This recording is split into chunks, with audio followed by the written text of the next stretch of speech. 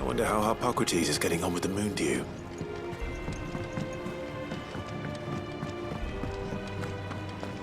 Thanks to Sid.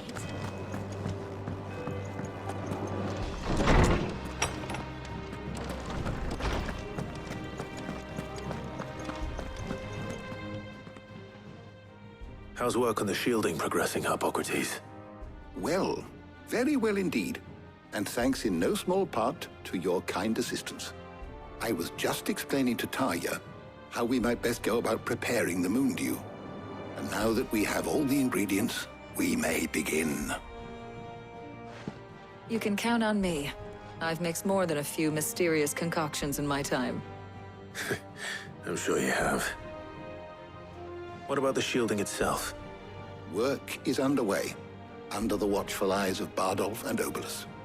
Apparently, it'll be ready soon. Thank you. All of you. Right then. Jill, would you join me in the infirmary? Many hands make light work and all that. Of course.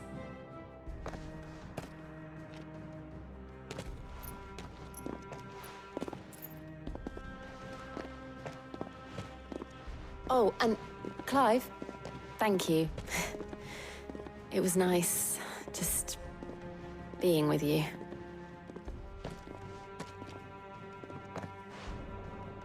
It appears our work here is almost at an end. A shame. I was enjoying playing the man of action for once. When both the shielding and the moon dew are ready, it will merely be a matter of applying the one to the other.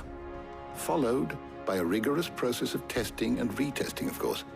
Perhaps someone ought to warn young Mid of that. Leave it to me. Thank you, Hippocrates.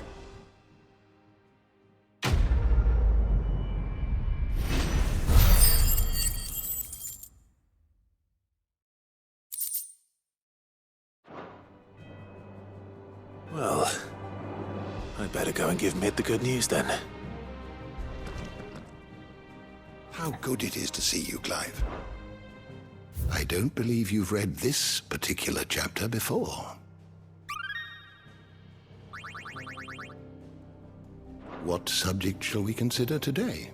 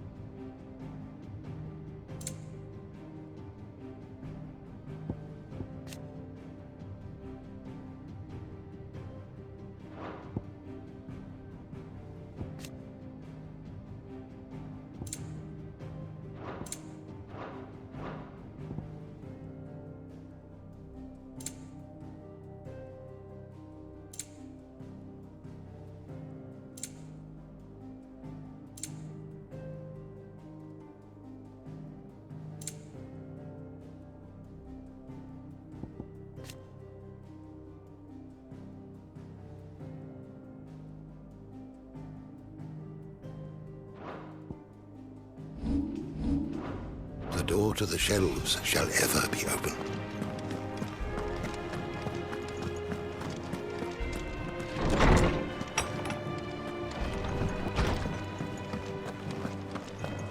Thanks to Sid.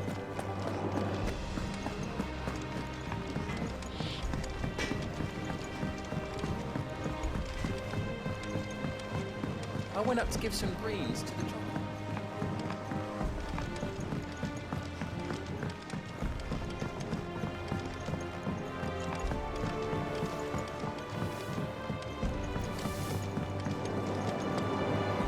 auditors started reading books that don't have any pictures in.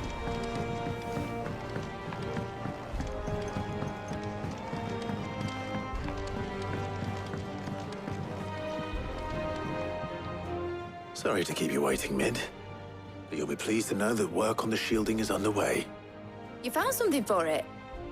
In a manner of speaking, Hippocrates knew of a substance that's highly resistant to heat.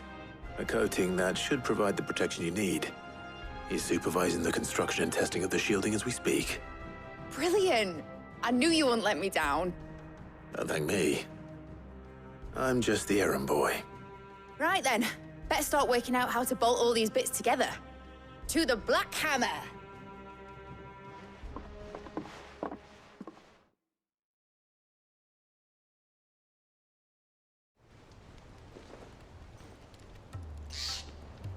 You know, when I got into the smithing game, I thought I'd be making swords and shields, not thermal bleeding didgeridoo-dahs. Displacement stacks. Same difference. Whatever you call it, I ain't putting it together in here. It's cramped enough as it is. Let's take this outside. Mid, you get all the parts lined up on the deck. I'll take care of the rest. On my way! Oh, and bring me the biggest hammer you can find. This is gonna require some precision walloping.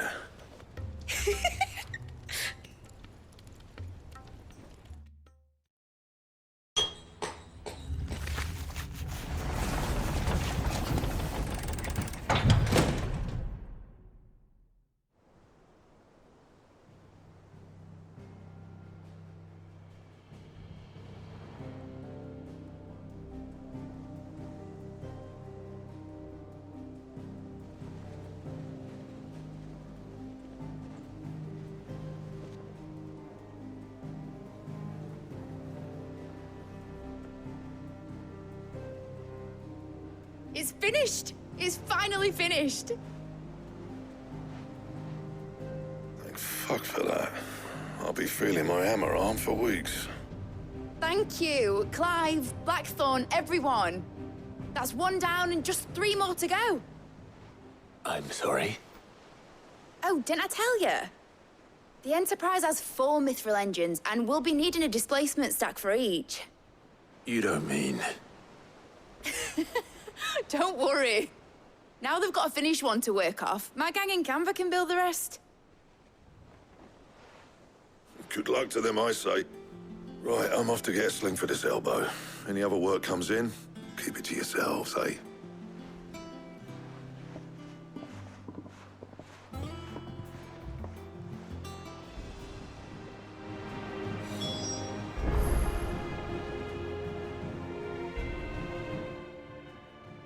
What's the matter? Nothing. Just daydreaming. Thinking about the Enterprise sailing off over the horizon to shores unknown. Searching for a land untouched by the Blight. Just like me and my dad planned. So if the worst came to the worst and every scrap of soil in the Twins turned black, we might still have a chance. That's what she was meant to be. You see, one last chance just in case we needed it. But now she's so close to being finished, I've realized I don't want her to be that. I don't want her to be just a lifeboat for us to cling to if things get desperate. I want people to sail aboard her by choice, not from the lack of it. In a world where we're not just trying to survive, but where we can actually live. I'm working on that. And I'll do everything I can to get you what you want. Don't you always? All right. My mind's made up. As soon as the Enterprise is fit to sail, I'm putting her under your command. Sod our plans, I'm trusting in yours. Are you sure about this? Something tells me it's what my dad would have wanted. He'd be proud of you. You were gonna visit his grave, weren't you? I was. And you can come too now that your little project is finished. Right. There's just one thing I need to finish up first. Won't be a mo. All right. I'll let Otto know you're coming. Meet us in the mess when you're ready. Aye, aye, Captain.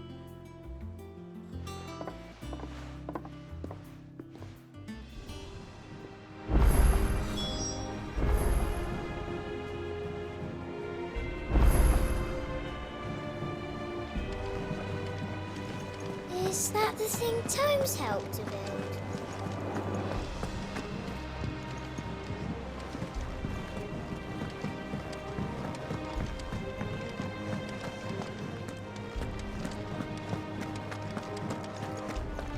He cracked the crystal too.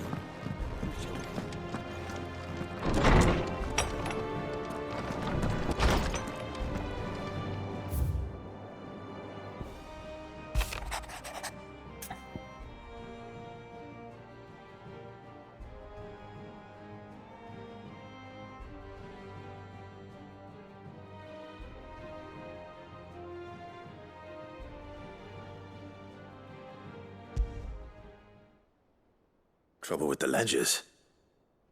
Shouldn't he be asking Otto for help?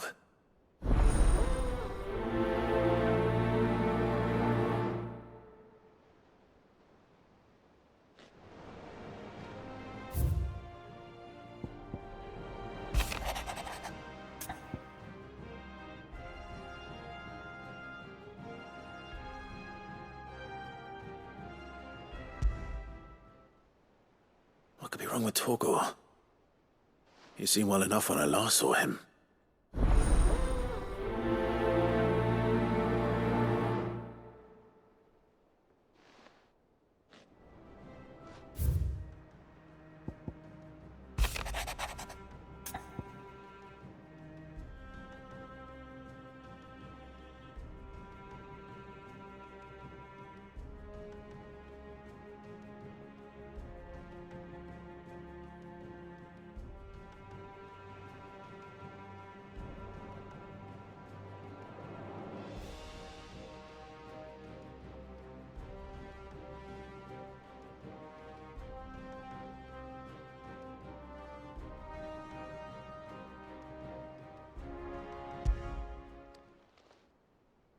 Hopefully it's nothing.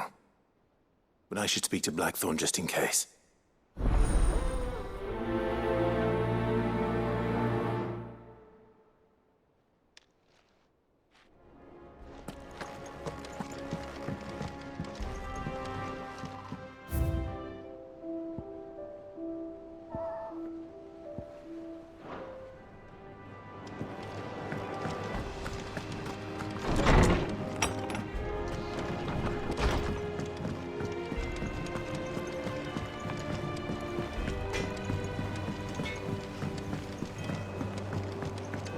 I went up to give some greens to the chocobo.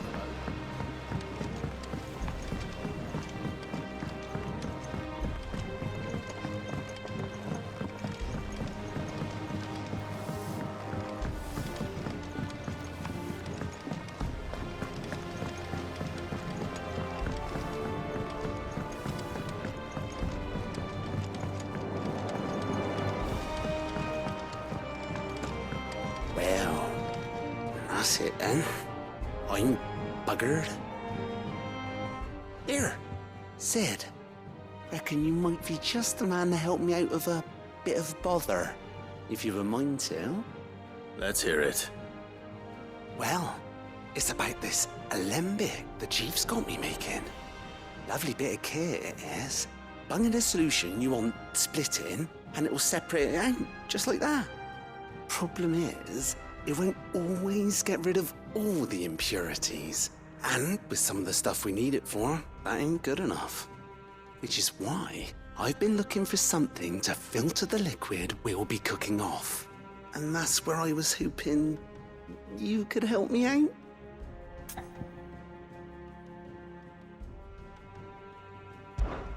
I imagine Ty could get some use out of this alembic too. Distilling medicines and the like. All right. Why not? Proper job! So what exactly do you need for this filter? Nothing but bomb ash'll do, says the chief. Gave me a sample she'd obtained from the university stores. Couldn't believe my eyes. You pour the blackest blight water through it, and it comes out clear as a mountain stream. So, I did a bit of reading about where I might be able to get hold of some. And do you know what I found out? It's only the blimmin' bones of a bomb king. They leave them behind when they die, see? I take it that's where I come in.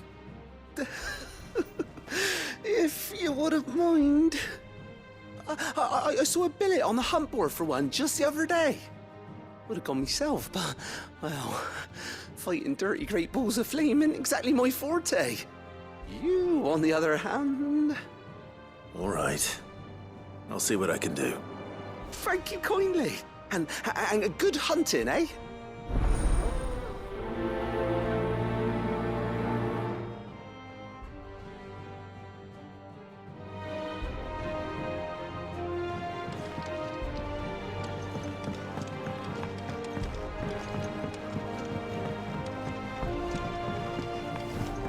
I think Mid might need some help tidying up that workshop.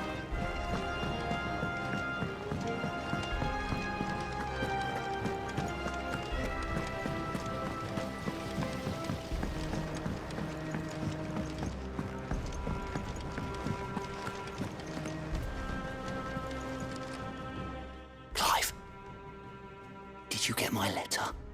That's why I'm here. Shh. Otto might be listening. Is this better? A little. Listen, I've some bad news.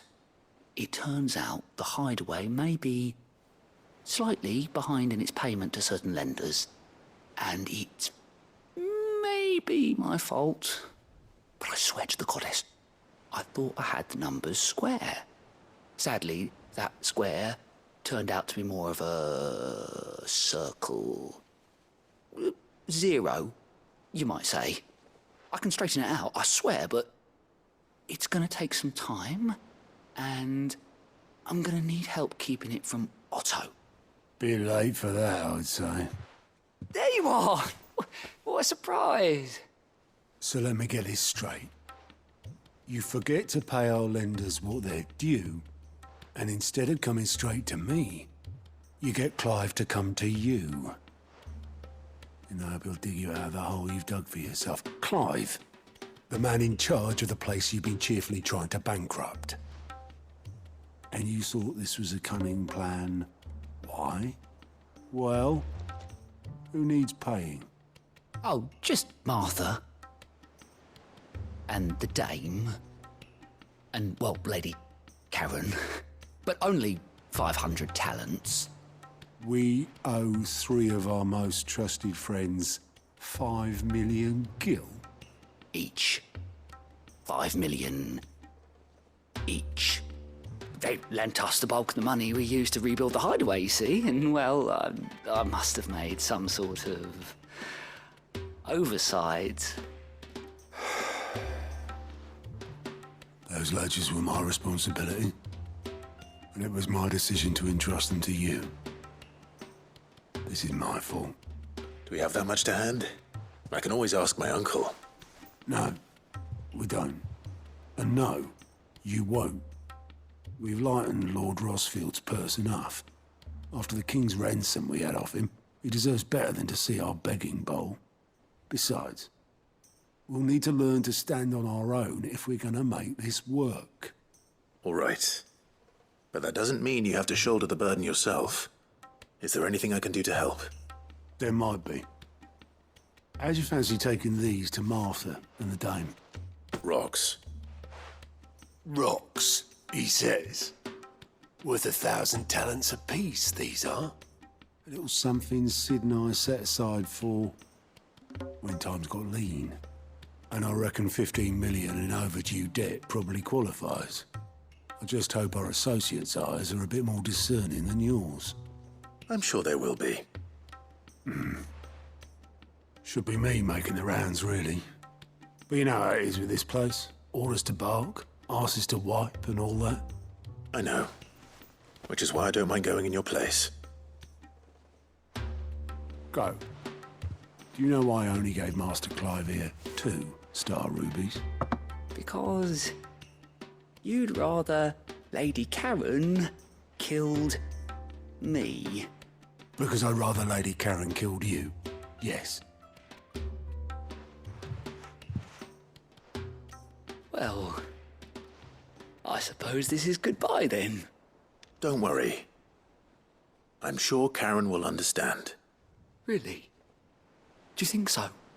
No, I don't.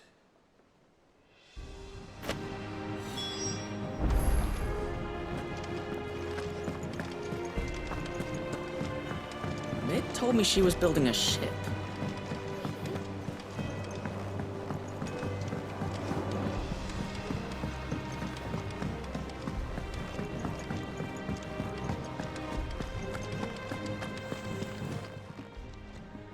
I got your note. You think something's wrong with Torgal? So you can read. Congratulations. But I didn't say I were wrong with him. I said something weren't right. He's not been eating me treats. He used to love cracking the bones from Molly's boiled brown, but now he won't so much as look at them. Didn't like him. Which is why I'm of a mind that his mind's on something else. You've not been working him too hard, have you? No harder than usual. Is that it, boy? Do you need a rest? What was it you said he was? A frost wolf? That's what the lawsman seems to think. Then maybe this all has something to do with whatever it is that's woken inside him. I suppose things have been different since Rosalith. Perhaps Hippocrates knows something. Instead of everything, you mean? Perhaps.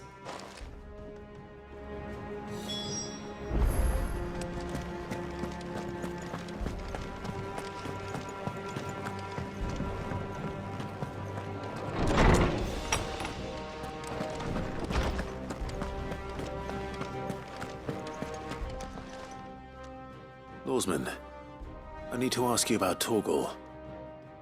Something's not right with him. He isn't ill, is he? I don't think so.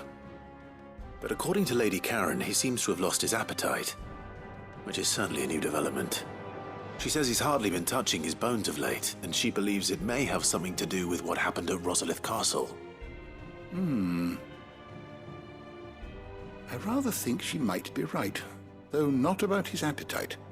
All canids are instinctively inclined to crack open bones for the rich marrow that resides within, and I see no reason why a frost wolf should be any different. Accordingly, I suspect it is not a lack of appetite that afflicts Torgal, but a surfeit of it. If we assume that his newfound magics require additional nourishment to sustain,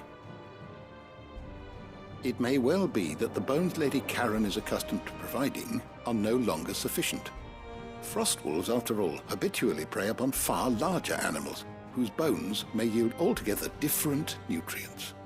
As to where one might find a suitable substitute, some antelopes that graze the meadows of eastern Rosaria have been known to grow to a size more than double that of their lesser cousins.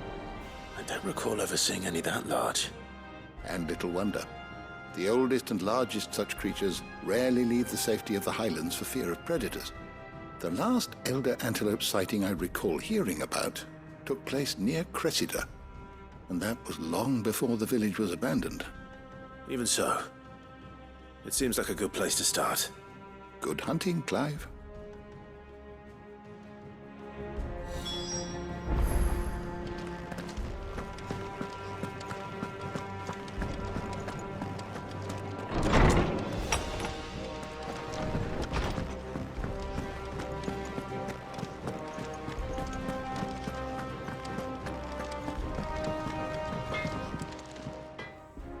Blackthorn, do you have a moment? Not really, no. This won't take long. I just wanted to ask how you're getting on. August was worried about you, and you might still be doubting your craft, even after learning the trick of that cuirass. Is there something else weighing on your mind? Perhaps sharing your thoughts might help. That bastard's like a dog with a bone. Still, he's got a keen eye, I'll give him that. He's just, well, Karen showed me something. Something I've never seen before. And that was? A sword. An odd-looking thing with a single-edged blade. The metal itself wasn't anything to write home about, but fuck me. The edge on it. You could slice a man clean in two with a weapon like that, and he'd be halfway home before he even realised he'd been cut. So that's what's troubling you? No. Not troubling me exactly. More distracting. Can't stop thinking, how do you get an edge that sharp? It's driving me mad. And if you knew how to do it, we could arm the curse breakers with even better blades. That's about the size of it, yeah. I'll see what I can find out. Sharper swords are always welcome. And we can't have our master blacksmith being distracted.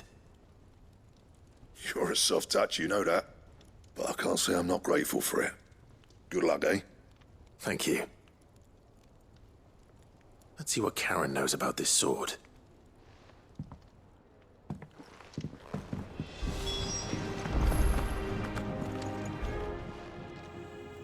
You're looking well, Karen. What do you want? Out with it. I want to know about the sword you showed Blackthorn. Single-edged and extremely sharp. Running around after him again, are you? I suppose I am, yes. But I need to help him find out how to work an edge like that. It's driving him to distraction. Little wonder, I suppose. There's not many like that make it as far as the twins, and those that do go straight into private collections. Which made it nice and easy finding a buyer. Can you tell me who bought it? Where is it now? You think I tell people who my clients are? Suppose you're not likely to go nicking him off me, are you now? Fine. If you stop mooning at me like that. Lord Ignac's the man you want. Dalmekian bloke. Collects weapons and the like. And he's got more money than sense, which is why he's one of my favourite clients. Reckon he'll still be at the inn in Dalamil, where I left him. Thank you, Karen. Oh, and he's a touch eccentric, if you take my meaning. I appreciate the warning.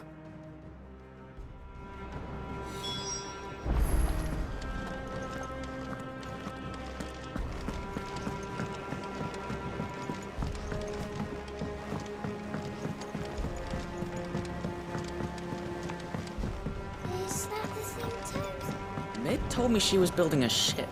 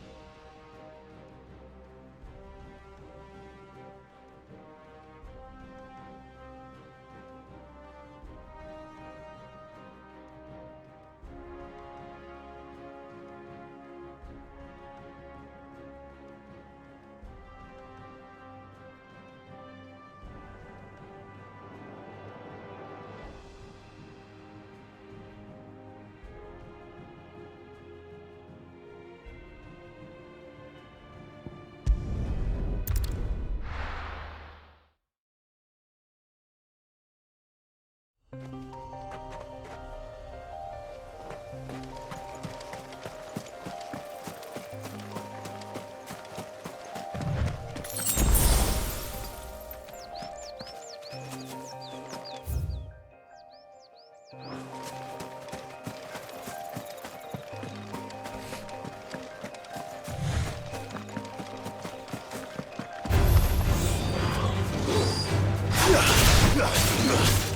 finished. Get him.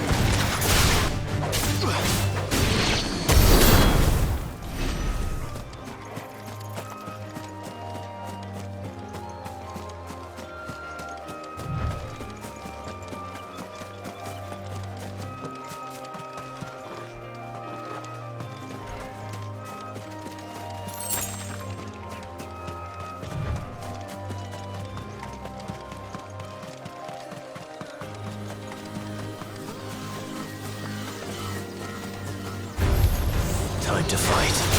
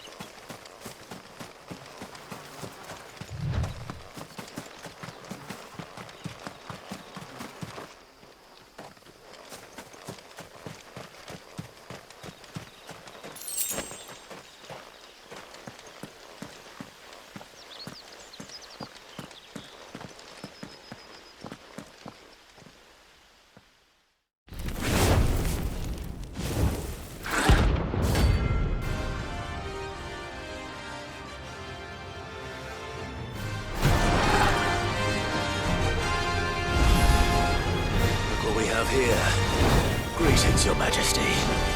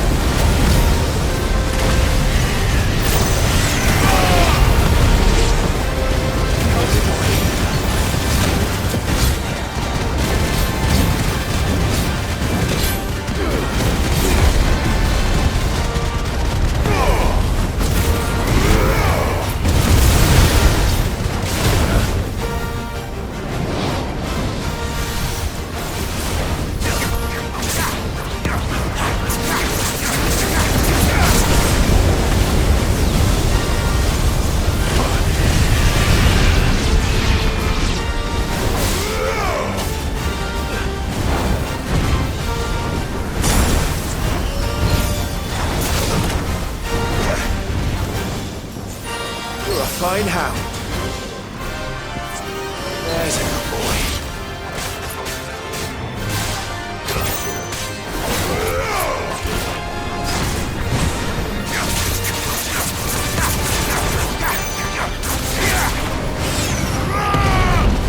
Slow.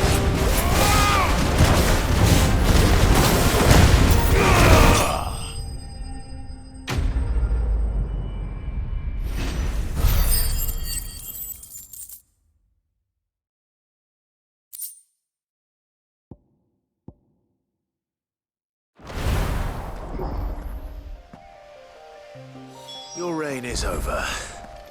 Now to collect the ash.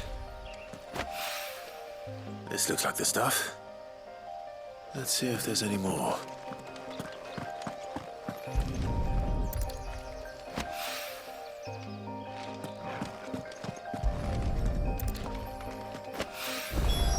That should do it. If the wine needs more than this, he can fetch it himself.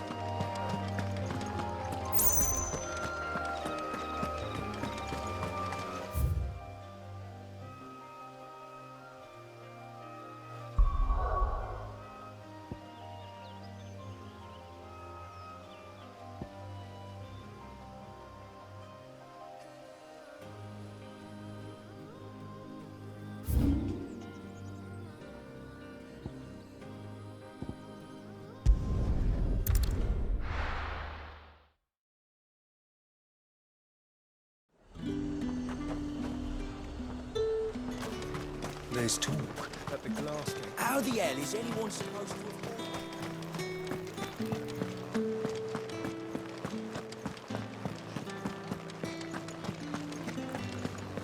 Did you hear? The gate's to heaven. I want to see you. What am I going to do without sweet water and oil of talc? Still no caravan from the... Milady, I come bearing gifts. Gifts? Whatever is the occasion.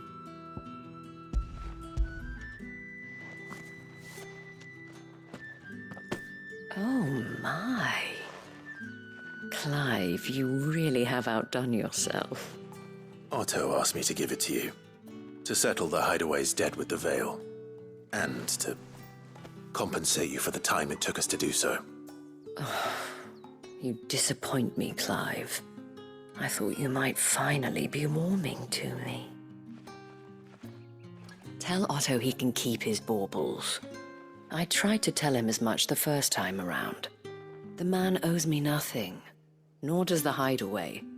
My contribution to the restoration effort was made freely and willingly. It was the least I could do. You once told me Sid did you a kindness. I'd like to do the same. Please, accept it. For my sake. And for Otto's. For all of us. For all you've done. It is rather fetching, isn't it? Very well. Otto is lucky to have you, Clive. I doubt anything could ever replace his son. But you and the others at the Hideaway are the closest thing he has to family. Otto had a son. Long ago, yes. Sid told me Otto lost him when he was just a boy, and blamed himself for not being able to stop it. I don't know how it happened, whether there was anything he could have done, but it was clear that it weighed heavily on him. I didn't know. How could you have? I doubt anyone did. Besides Sid, I've never met a man more keen to bear his sorrows in stoic silence. An ill habit, given that both have always been surrounded by friends desperate to help them. I'm beginning to see that.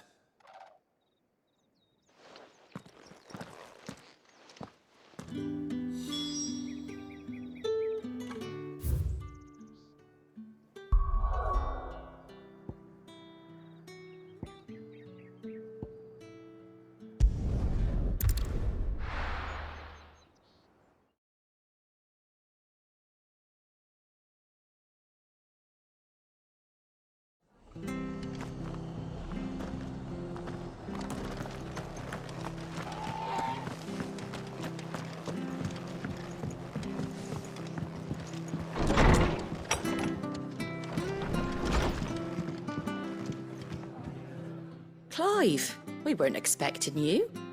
I wasn't expecting to be here, but it seems we still owe you a considerable amount of coin for your help with our rebuilding efforts. And though I doubt it's what you were expecting, we were hoping you'd take this as payment.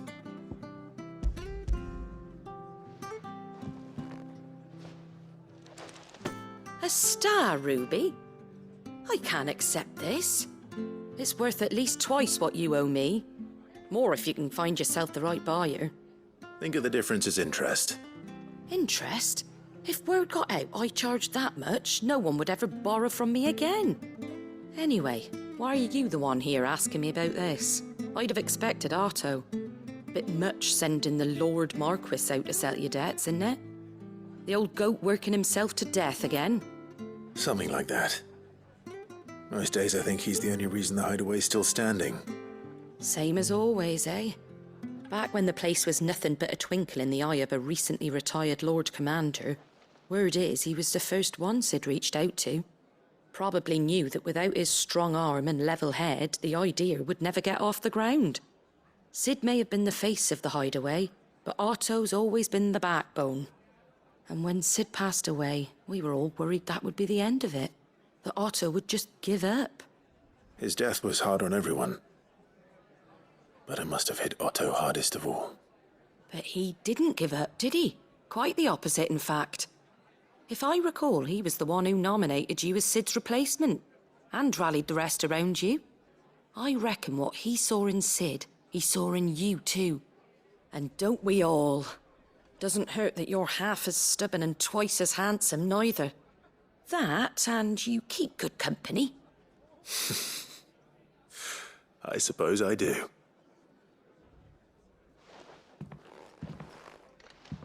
Goat will want to know the stones were delivered, if he's still with us.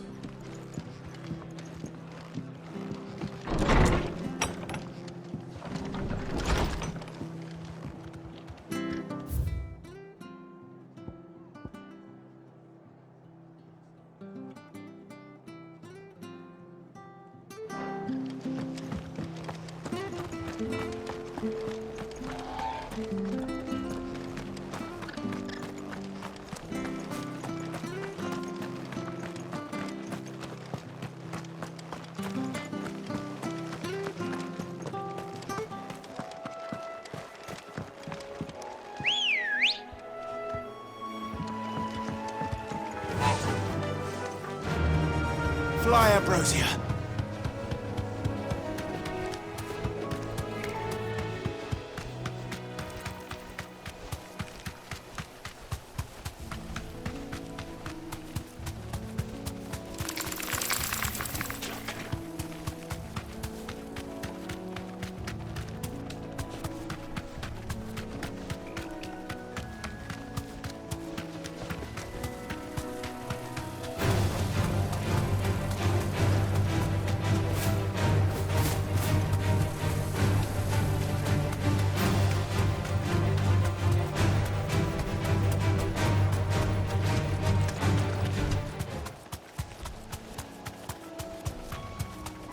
Well, it's certainly quiet. If I were a giant antelope, it would seem like just the place.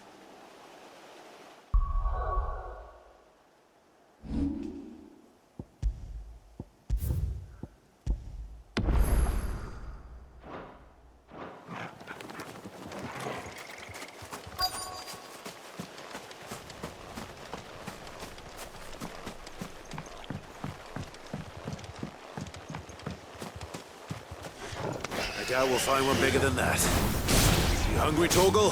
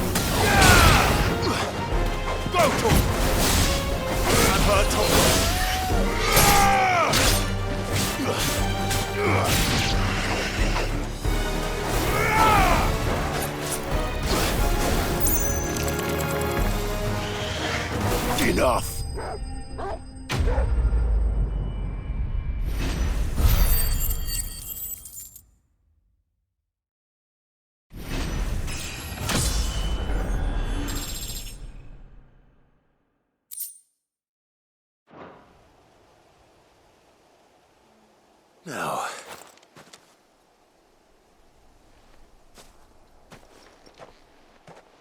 will it be enough, I wonder?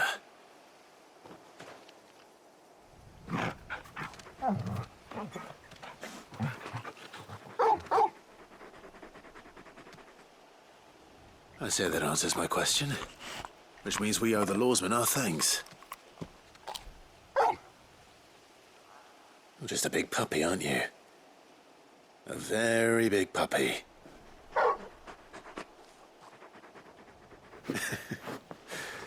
You do know you can take that with you, Torgal. Lady Karen will be relieved to hear you've got your appetite back. Come on, boy.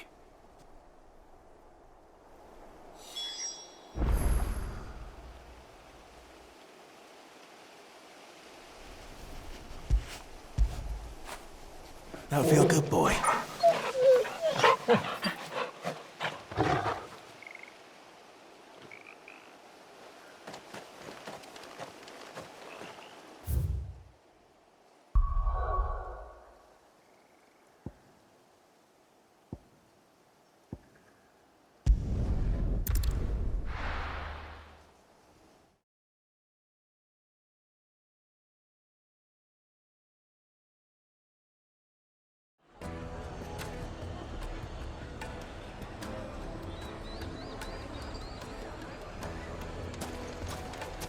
People take notice of wealthy men. Shouldn't be too hard to track down Karen's collector. The St. Drake's Fang is gone.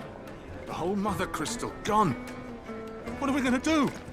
Calm yourself. We don't know for sure.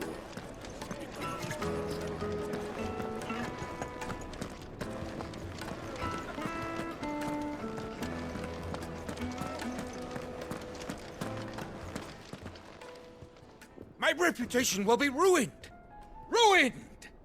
Calm yourself, Lord Ignac, I beg of you, before you do yourself a mischief. Pardon the intrusion, but... Out!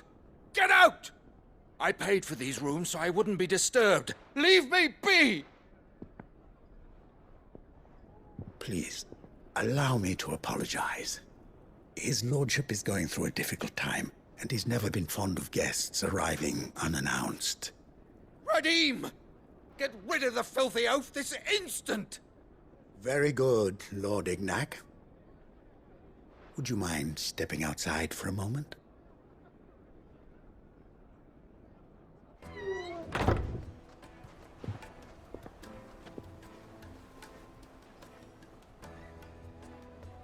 I'm sorry if I've caused you any trouble. That? No. That's just how his lordship is. Though the morning's events have left him somewhat fractious. He has been dispossessed of his luggage, you see. The thieves also made away with a considerable amount of coin. Coin the innkeeper will soon be keen to collect. I don't suppose a certain blade was among the stolen items.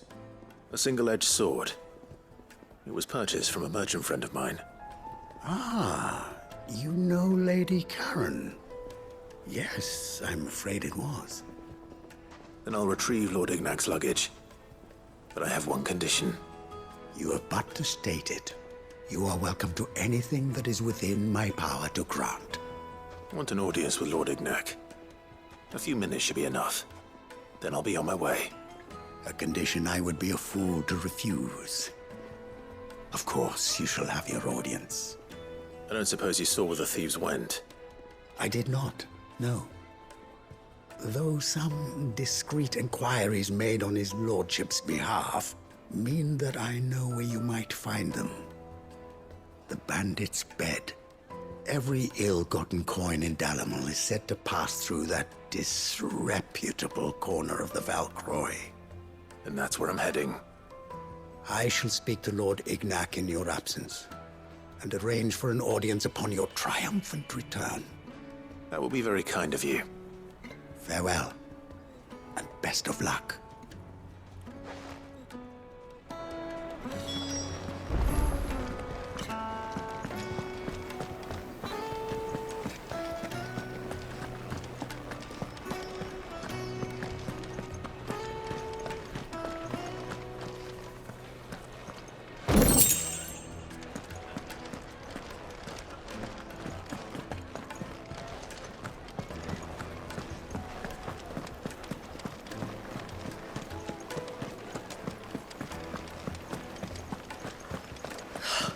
I need a drink.